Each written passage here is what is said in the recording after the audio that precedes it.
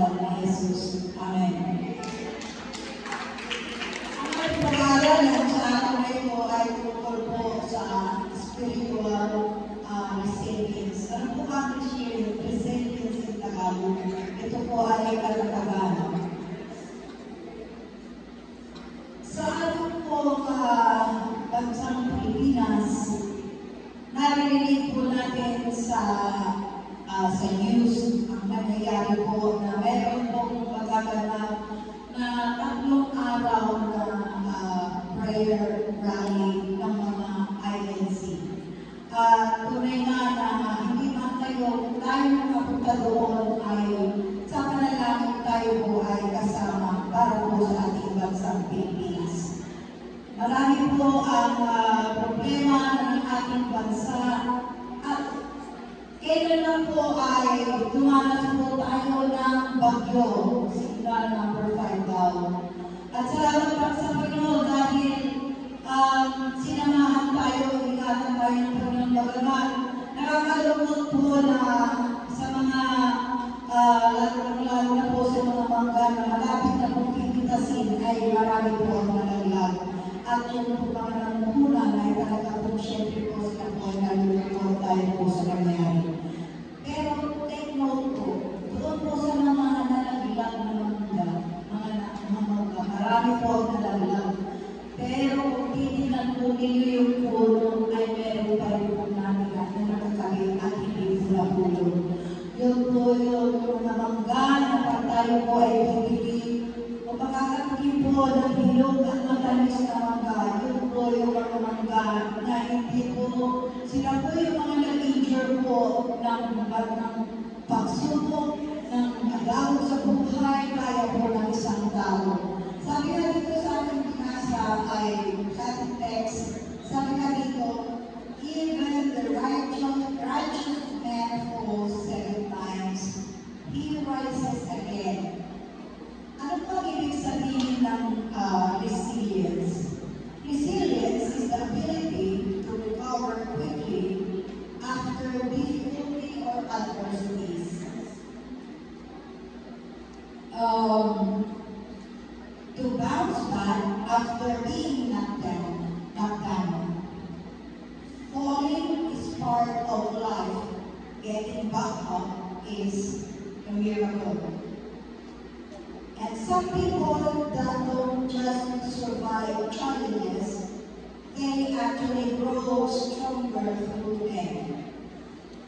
We have different challenges in life to overcome, but God lifts us up and set us moving forward again, rising up again and again. Ibig sabihin, pag-try po sa ating mga problema sa araw-araw, kaya po sa kanina, may mga gulayan po tayo, may mga pagsubok, may mga kahirapan, anong klase man na pagsubok. Sa oras na ito, alam ko na sa ating po sa ating kalagitnaan, mayroon po tayo mga pinadala, kanya-kanya nga lang kung paano po natin ito harapin, at kung gano'n po ito kabigat o mabigat siya o hindi gaano yung ibig sabihin na hindi po doon sa pagsubok na ating kinakaharap. Pero ang sabi po dito sa ating pinag-aaralan, tayo po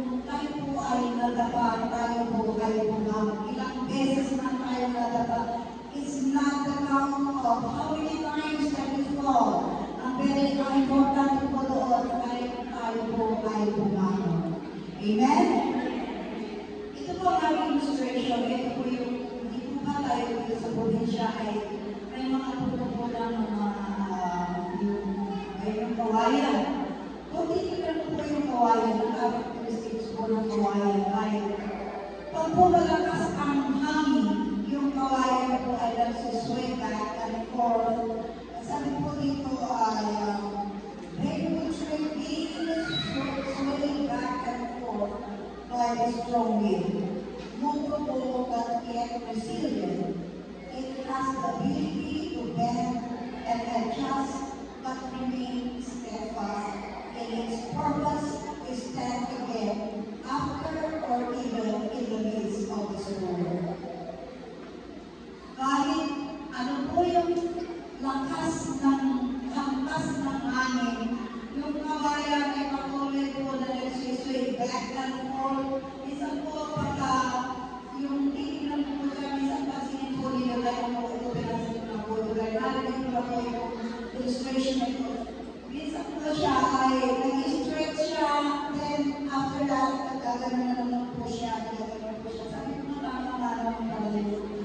situation na napagigay.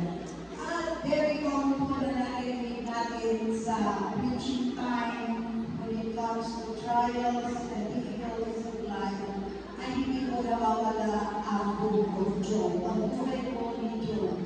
Alam po natin ang nangyari po sa buhay ni Job. Pero po sa chapter 42, verse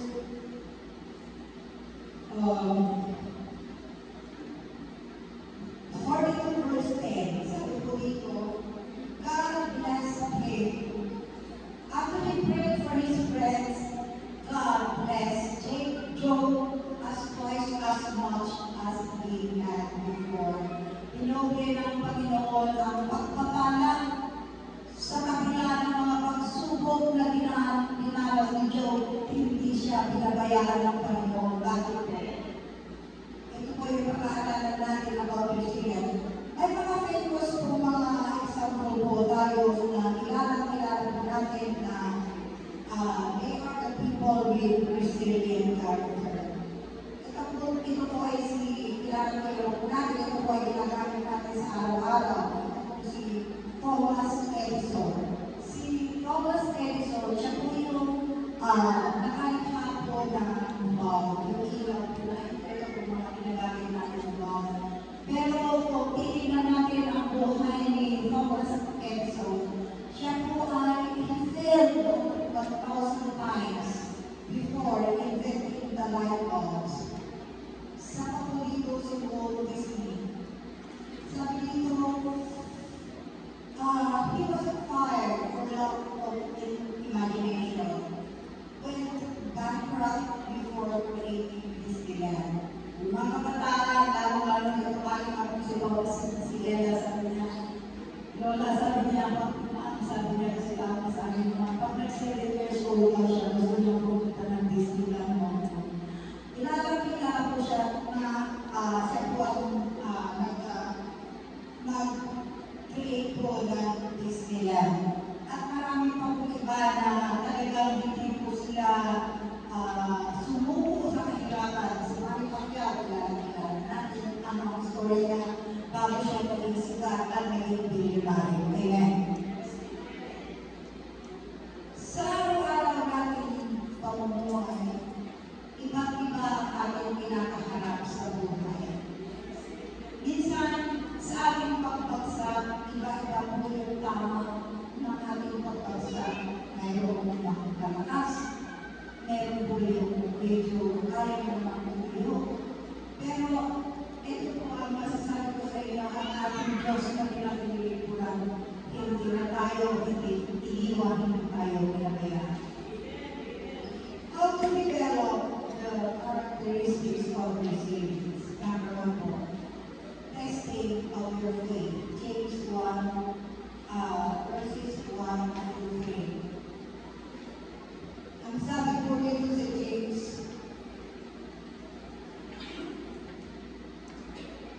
dito sa James 1 to 3, consider it joy, my brothers, whenever you face trials of many kinds, because you know that the testing of your faith develops perseverance. The sincerity of your faith is tested through trials. Ito pong testing kaya yung kaya ng trabaho sa akin. Pero this is unavoidable, unexpected, hindi po natin inaasahan po ang testing. Sinanap natin sa teacher po yan, ang mga teacher po sila dito. Tayo ako si Fred, mga estudyante, ang ayaw natin, pag sinabi ng teacher, sabi nila, get one more piece of paper, get one half piece of paper, alam na natin yun, may quiz, may exam. So, yung test is, ayaw po natin ng test. Kasi po, itong testing nito ay masakit, it's painful. Hindi ka i-test na para malala. Siyempre, ang testing or trial is a season of trouble, time of heartaches, hardship in life, but God orchestrated as the purpose for our good. Ang testing po ay hindi inaasahan, unexpected, unavoidable, and is orchestrated by God for our good. Kaya meron po sinabi sa Biblia that all things work together for good for them that love the Lord, who are called for His purpose. Testing increases our faith and trust in God.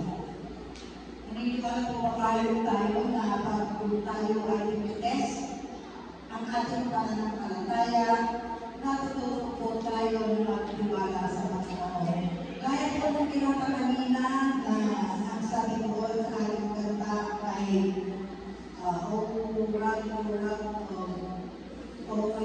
my rocker, where is that of your faithfulness?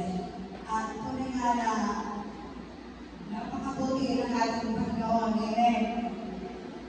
Testing of our faith is ang ating very common po dito na lagi po natin example ay si Abraham. Noong tinest po siya ng Panginoon na isang pipisyo niya, igalay niya ang kanyang anak na si Isaac.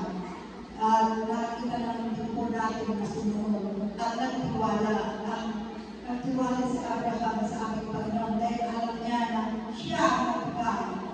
Siya ang kukuha at meron papalit pa. Pero nakita natin, nalaman natin yung bukong Genesis na ang Panginoon, ang sa Abraham ay napagtagumpayan po niya yung testing ng Diyos sa kanya at siya po ay pinagpala. Amen. Testing pushes us out from our comfort zone and become what God wanted us to be. Ito po ang mga ibigay ko pong inspiration dito. Minsan po ay yung naalala ko lang po na yung pinapawag ng Panginoon na nandun po sila sa comfort zone nila. Yung iba, alam mo, sabi niya, yung magiging na pastor na yan. Pero alam mo, ano yan? Yung pastor yan, CPA yan, engineer yan. Pero nung ginawag sila ng Panginoon, yung comfort zone nila, isurrender it to God.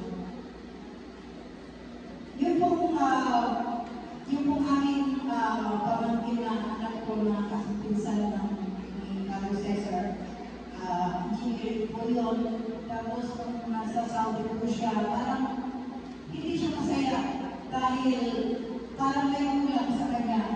Ganun din po yung brother-in-law ng aming pamangkin na siya po nagpapasal sa Carlos na siya po yung matalino po siya, CPA po siya, kapag kanyang asawa ay nagtutulog po siya sa UP. Pero dahil pinawag sila ng Panginoon, they were pushed out from their comfort zone. Tayo din, minsan, nasa comfort zone tayo, pero pag dumating po yung testing, parang, alam mo yung nagpapahinga ka doon sa alam mo, sa kwarto mo, salat-salat dahil malamig, may aircon. And then, biglang nawala ng ilaw. Then, anong nararamdaman mo? Siyempre, nasa comfort zone ka din, biglang nawala ng electricity, the power of electricity.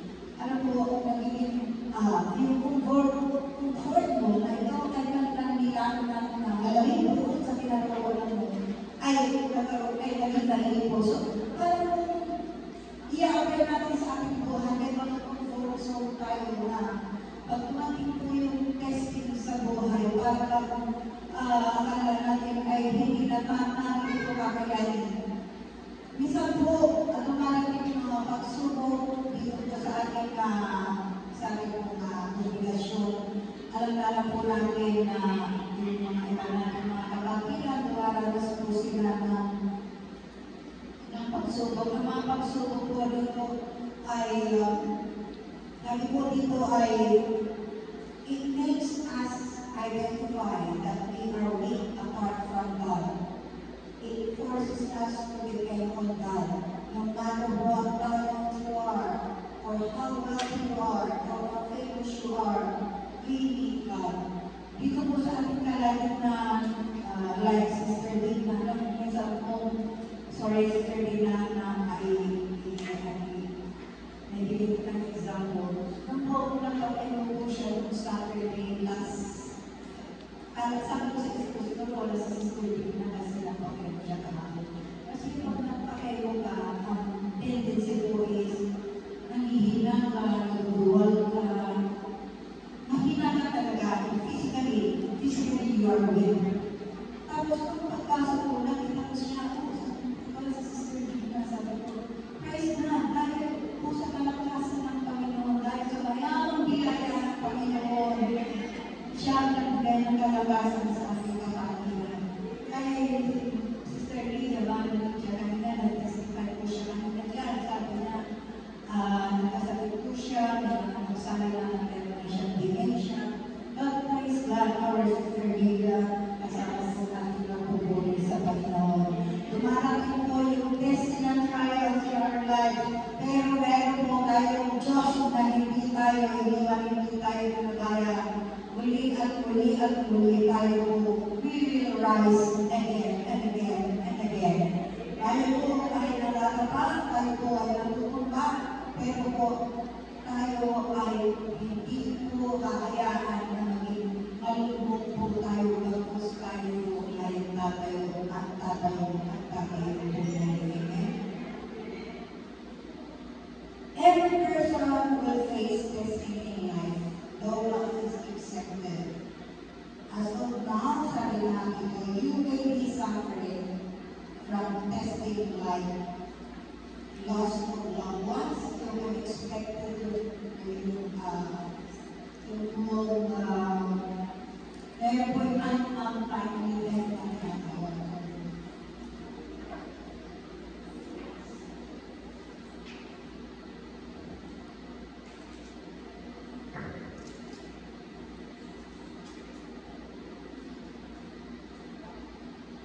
Unexpected po yung untimely death in Jesus' name, we are both covered by the blood of Jesus. Persecution, chronic illness, yung po yung nakakita ko kanina, may mga sakit ng damang hurts, betrayal, struggles for finances, prodigal son, or daughters, abuse. We face different hardships in life, but the Bible says, all things work together for good for them that love the Lord. Don't focus on the pain, rather focus on what God is doing in our lives. Verse 3, ano ang sabi po doon? Pag tayo po ay napagkakuhanan natin itong testing na ito, tayo sabi dito sa verse 3, yung endurance, sabi dito in verse 3, because you know that the testing of your faith develops perseverance. Ano po yung perseverance? Ibig sabihin po ng perseverance ay yaga sa Tagalog. Sabi nga dito, how to develop perseverance. Pag tayo po ay nadanas, natuto tayo sa time of testing, season of testing. We should change our perspective. Ano yung perspective? Pananaw sa buhay about trials. Have a mindset of possibility. Pero po yung sabi nga dito that we can do all things through Christ Jesus who strengthened us. Philippians 4:13. Pero po yung kwento dito na narinig po ako about possibility. Yung isang hari at yung kanyang servant, ako po narinig na ito kasi narinig ko na rin ito. Yung hari at yung kanyang servant ay isang araw sila ay nagpasya na mamasyal, hindi po sila mamasyal na sila ay they'll go on hunting. So, nandun po sila sa lugar na kanilang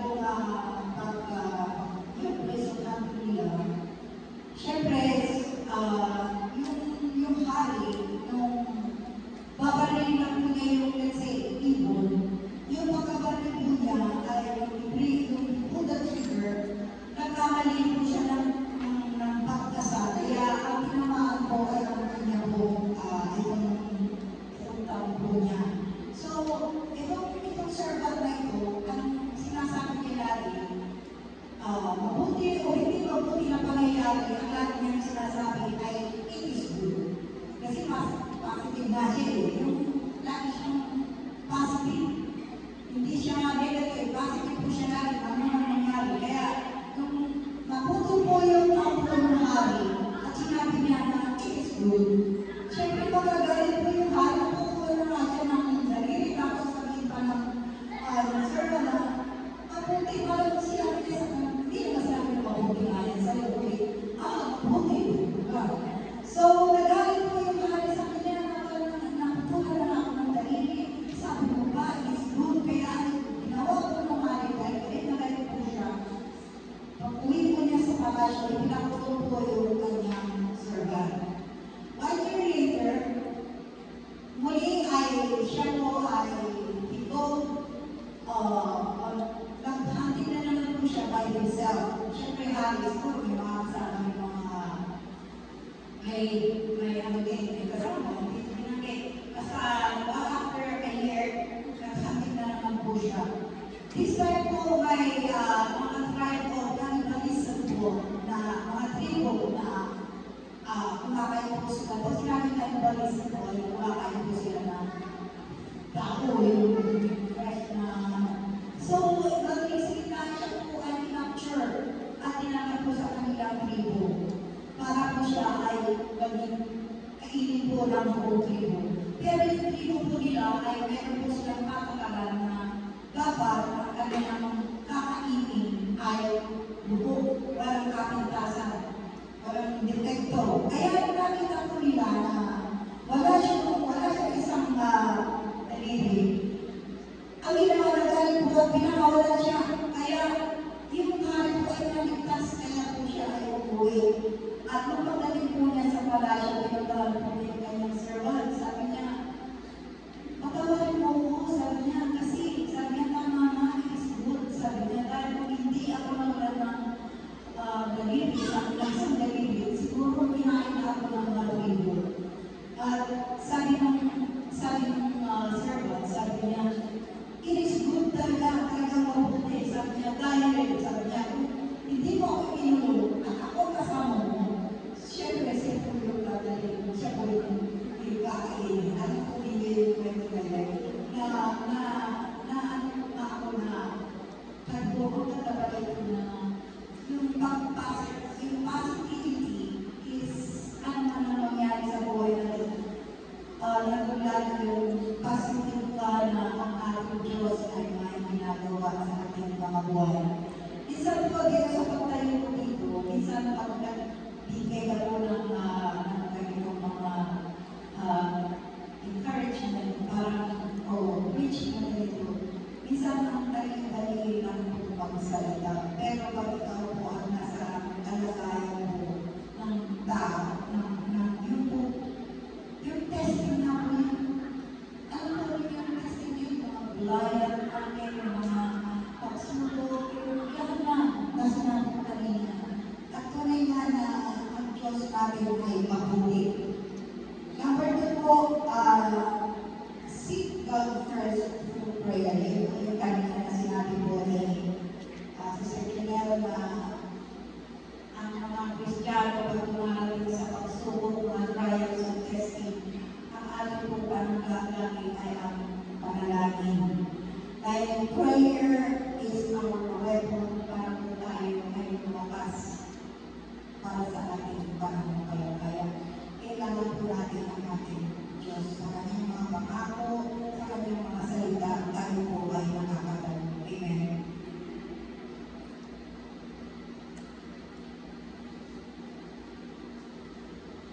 Number 3 po, love a right relationship with God. To love Him with all our heart and intelligence. Dito po sa resilience, para maging matagal po tayo po ay we have to develop right relationship with God. Para bang, kung wala tayong tamang relasyon sa Panginoon, paano po tayo magkakaroon ng puso na magkakasunod at pagmahal sa Kanya?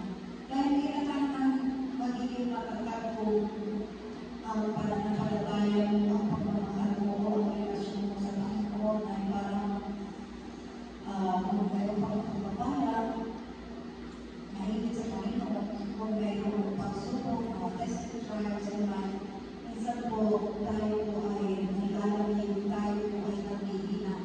Pero ang ating Diyos na palagay mo ang tapat sa kanyang pangako. Dahil na lagi po siya nandiyan na pagtalay na tapa, lagi po niya tayo itinatayo na isang po. Number 2 po, how to develop characteristics of resilience is to be gratitude. Kailan na po tayo nag-celebrate po ng ating Thanksgiving. At ako po yung nag-celebrate po ng exhortation about Thanksgiving. Gratitude is always being thankful to God sa lahat ng mga bagay-bagay na natin natatanggap. Kung ano man meron tayo, sino man tayo, lagi po natin iisipin na ang lahat ng bagay ay galing sa Kanya. Kaya pag ikaw ay umaranas ng pagsubok o mga testing or trials in life, alalahanin po natin ang ginagawa ng ating Diyos sa ating mga buhay, ang mga kabutihan niya sa ating mga buhay. He is our healer. Meron tayong Diyos na nagpapagaling ng sakit sa labanan. Meron tayong Diyos na nagpapubay ng ating pangailangan. Meron tayong Diyos na nagbibigay sa ating ng karoon ng wisdom, knowledge. Marami po yung nakamit ko noon about dito po sa Thanksgiving po natin.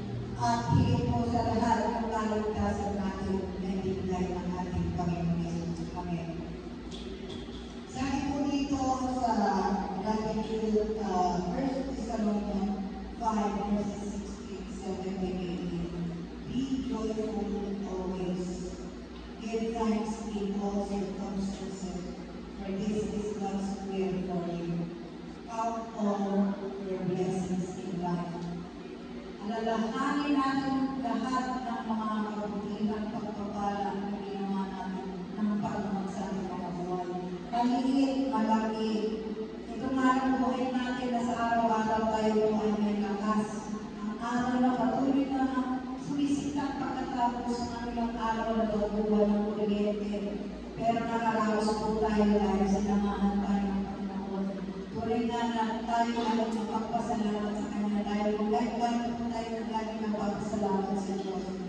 Hindi parang nakakaroon ka ng kagaan na hindi matatag ka sa iyong pananampalataya sa Panginoon. Number 3, faithfulness and trustworthy.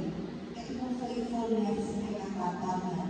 Matthew 25, verse 23, sabi po dito, His master replied, well done, good and faithful servant.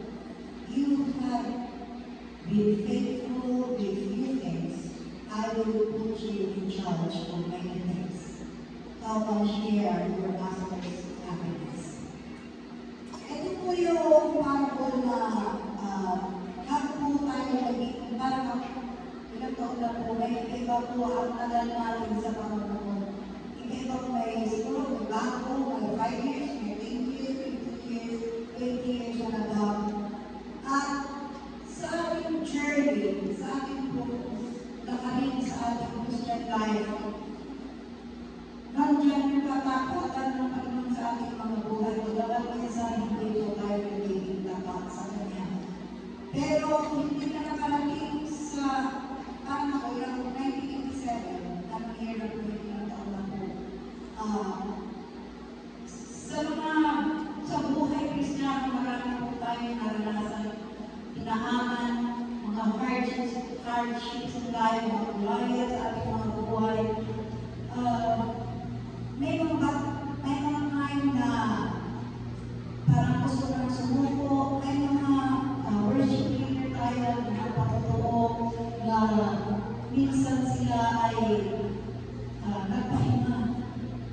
lamig sa Panginoon.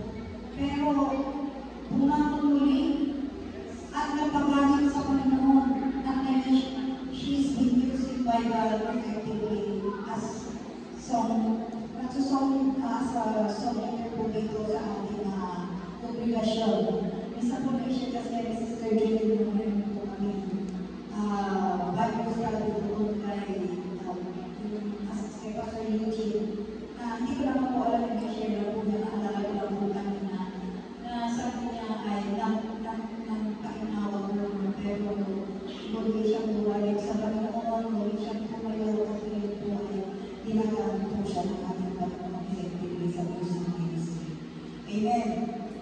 Ito pong faithfulness natin, ang tawag po ito na sinasabi, first our abilities, time, resources, and opportunities to serve. Ito po yung sinasabi ko kanina na ilang taon na tayo Kristiyano sa Panginoon at narito tumatayo dahil po sa mayayang biyaya ng ating Panginoon. Dahil po sa kanyang katapatan at nakita na po na tayo ay matapatan yung pagkakatiwalaan ng mas marami. Ibig sabihin, pag nakita ng Panginoon ng talent, meron kang talent or sharing or iba po yung talent natin, pagpapalo po tayo sa Panginoon. Huwag po natin ipagkait yung talent natin. Even our resources, sa kanyang po tayo sa ating pagbibigay po ng ating tithes and offering. Sabi natin, God give you responsibility according to your ability. All we are doing is to give glory to God. Lahat po na natin ginagawa ay magbibigay po ng glory sa ating Panginoon Jesus. And number 4 po is humility. Yung tayo po ay nagpapakababa sa Panginoon. Pag tayo po ay maranas po ng testing at para tayo po ay ma-develop po natin yung pag-general perseverance. Lagi po tayo i-acknowledge yung humbleness, yung humility. Ang ating po very honest sa po ito yung ating Panginoon Jesus. Sa Philippians 2 verses 6, 7, 8, 9, 10. Alam po natin ito na bagamat siya ay Diyos, siya ay nagkatawang tao. Para po tayo ay niligtas. Dahil ang tao ay niligtas, kaya siya ay nagkatawang tao. Siya po ay tumanas po ng sabi na po dito sa notes ay immense suffering. Yung 39 lashes po na kanyang natamang bagamat sa Biblia, hindi po nabanggit yung 39 lashes. Yun po ay tradisyon ng mga Jews na kailangan ang lashes is hindi po siya hihigit ng 40 times. Kaya ang sinabi ay 39 lashes. Pero hindi po yung lashes yung sugat na natamo ng ating Panginoon ang ating pinag-uusapan ito. Tapos yung kanyang endure po na sakit na pag po yung pagkampas po lalo po sa kanyang katawan, sumasama po yung po doon, explanation po doon sa yung lahat po na kabilang ay sumasama po yung pugo po na ganyan ay sumasama po yung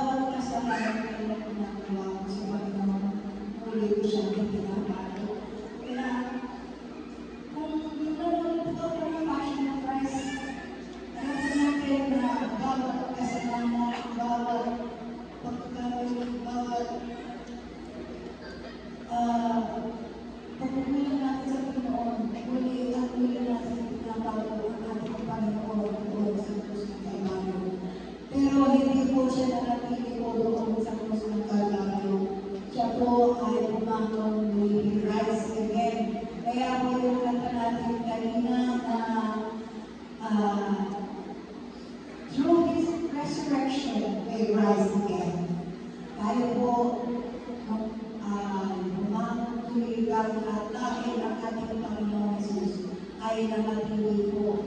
Hindi po siya nanatili doon sa krus ng Kalbaryo po sa pangatlong araw. Muli po siyang nabuhay at siya po he rose again from the dead. Kaya sa ating buhay Kristiyano, alalahanin po natin na maraming beses man tayo nadapa at nadapa at nadapa at nadapa. Pero muli at muli tayo ay bumang. Sabi nga po doon sa conclusion ko, in Isaiah 40 verse 29 to 30, sabi dito, He gives power to the tired and worn out. Do you not know? Have you not heard? The Lord is the everlasting God, the creator of the ends of the earth. He will not grow tired nor weary, and his understanding no one can fathom. He gives strength to the weary and increases the power of the weak. Even youth grow tired and weary, and young men stumble and fall. But sabi dito, those who hope in the Lord, they will run and not grow weary. They will walk and not be faint. Ito po ang sabi sa Isaiah chapter 40 verse 29-30. Ito po ay paborito ko rin na verse sa Biblia dahil pag nakakaranas ka ng pagsubok ng mga sabi po sa araw-araw kakaiba ang ating mga pagsubok na nakakaranas. Kaya sila po kanina sa kagandang emotionally, physically, financially, spiritually, tayo po ay nasusubok sa ating pananampalataya. At sabi po dito, those who trust in the Lord, sabi dito, those who hope in the Lord, they will run and grow weary. They will walk and not be faint. Kanina, meron sinabi si Christian about sa Psalm 73 na meron po yung eagle po nakamit po sa verse na yun ng agila. Alam po ba ninyo yung agila? Kaya tayo mga Kristiyano, lagi po tayo na gusto na maging isang example po ng maging isang agila at hindi po tayo yung chicken. Ano po ba yung chicken? Magkakaya ka ba? Pero yung eagle, the lesson we learn from eagle have, sabi ko dito, lesson we learn from the eagle is they have a clear vision. They can spot the prey from miles away. This teaches us to focus on our goals and keep a clear vision of what you want to achieve. Ano po yung gusto natin ma-achieve? To become what God wants us to be. Kung ano po yung purpose and plans, ano yung plano ng Panginoon sa ating mga buhay. Ito po yung i-share ko na sa inyo na po tumayo about God's purpose in our lives. Hindi ka na naging Kristiyano na tinawag ng Panginoon. May purpose ang Panginoon. Kaya ikaw ay sa dami-dami ng inyong tao sa labaw ng mundo, isa tayo na pinili ng Diyos. That out of darkness, God has called us into His marvelous light. Lesson 2 na ating makikita po sa ating lesson of patience. Eagles wait perfect moment to strike. This reminds us to be patient in our journey. Sabi nga, trust the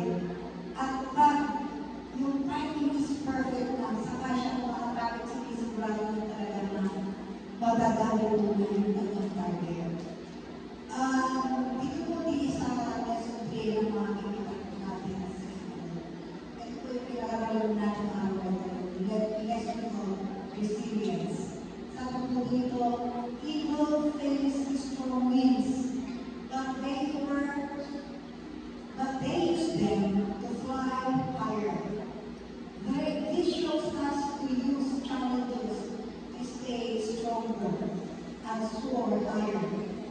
Eagles has no fear of adversity. They can reach high between 10,000 and 2,000 feet above sea level. They can also fly at speed of up to 60 miles per hour. Alam mo niyo yung mga eagle, natutuwa po yan sila, they are excited.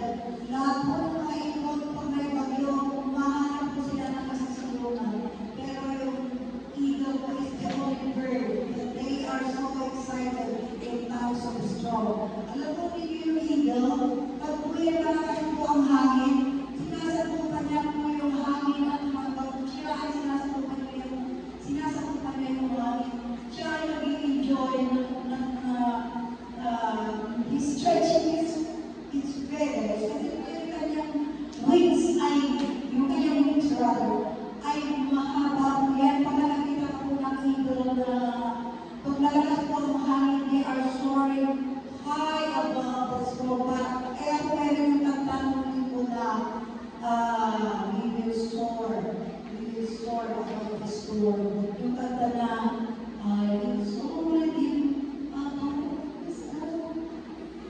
meron po yung kanta na yun. Kaya we are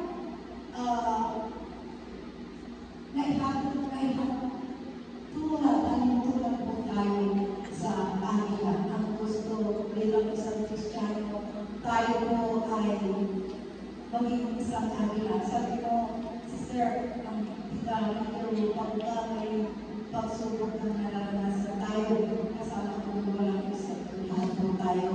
Lahat po tayo maski pastor ka, o anong kala posisyon mo sa simbahan. Wala pang exempted po sa testing sa mga sa pagsubok. Minsan po kami na nasabi na ako na parang madali lang magsalita, pero hindi ka nasuwa sa sitwasyon na yun, napakahirap po. Yung nararanasan, yung asawa ko kayo, si Brother Cesar, may stroke po siya. Kasi dahil mga kasama ko tayo sa Panginoon, hindi nyo na panabahan. Kaya naalala ko kanina ako na naupo po ako dyan, yung footprints sa alam mo na nung ikaw ay lumubog at parang hindi mo na kaya tumayo. Kasi nasabi ko kanina yung pagbagsak ay iba-iba po yung ating pagbagsak. Dahil bumagsak na asukatan laban sunod mo, umaligay ka. Pero meron din yung masama ang pagbagsak mo, kagaya-hirap na ako nagbubuhay. Pero alalahanin po natin na mayroon tayong Diyos na muli at muli at muli tayo nabangon tayo. At pag hindi na po natin tayo mag-isa na tumayo, alalahanin natin na yung footprints in the sun na ang ating Panginoon ay pagpupagpupo tayo. At yung nakikita po natin na footprints na yun ay sa ating Panginoon. Kaya, maraming salamat dahil daw lang ang ating pag-aaral ng Panginoon po ay magsilbi na meron po kayo ng unang at tunay nga na maging resilient tayo hanggang sa huling sandali ng ating hinga sa huling pagbabalik ng ating Panginoon. We are all covered by the blood of Jesus and all that concerns na ang Diyos, hindi tayo umiwan, hindi tayo pinakayahan. That by His strength, sabi na doon sa kanina na ang ating kalakasan ay ang kalakasan ng Panginoon. Hindi sa ating, not by our own mind, not by our ating katalinuhan, hindi dahil sa ating mga kayamanan, kung ano man ang meron ka, lahat po yan, kahit po na nangyari po sa Cebu, na-wash out po maraming mga sasakyan, mga bahay, dahil lahat ng bagay na yan ay temporary. Pero ang important po ay tayo ay magtatapos po sa ating pananampalataya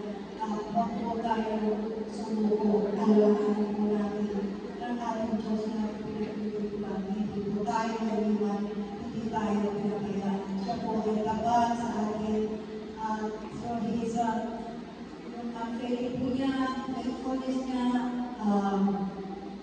tayo po ay magiging matatag sa ating journey in our Christian life.